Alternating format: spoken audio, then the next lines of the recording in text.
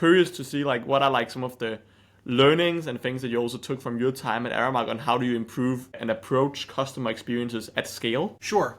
And I draw a lot from that experience, and also just having continued to work with really large dispersed organizations in all kinds of different disciplines. I think there's a couple of key points there, right? One, you have to have a program that makes sense. So every great customer service program, every great customer experience program, needs a couple of key pieces. So you have to think about the guest journey, the customer journey. What does it mean to be a customer in your business, and how do you touch your customers at each part along the journey, right? People, place, product, process, right? How does all that touch them? And then it has to have a great steps of service. What behaviorally drives a really great customer experience, from the greeting to how we understand them, to how we smile and have good body language, how do we interact and speak to a guest, how do we thank them and invite them back? What are those steps of service?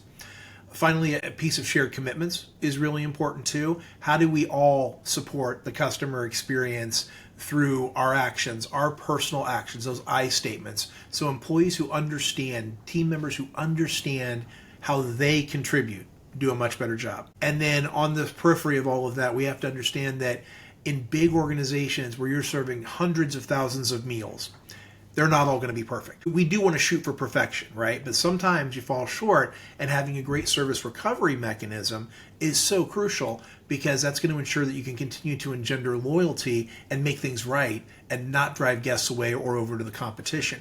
So once you've got those frameworks, right, those pieces that are easy to understand, easy to articulate, and that people understand what their role is, then it's about leadership owning it, right? It is about every level of the organization talking about it. And I want to put a plug in here. Across the globe, they're probably called different things, but I think about middle managers. So we call them district managers. We might call them area managers. But they've got multi-unit responsibility. Those are your linchpin leaders to drive experience in any organization, because they do the unenviable task of translating corporate vision to frontline execution. They're caught between the devil and the deep blue sea every single day. And those leaders are crucial to getting an organization to scale at pace. These kinds of things like customer service, like safety, all of these things that we're trying to get out, again, to all the field locations from maybe a corporate center.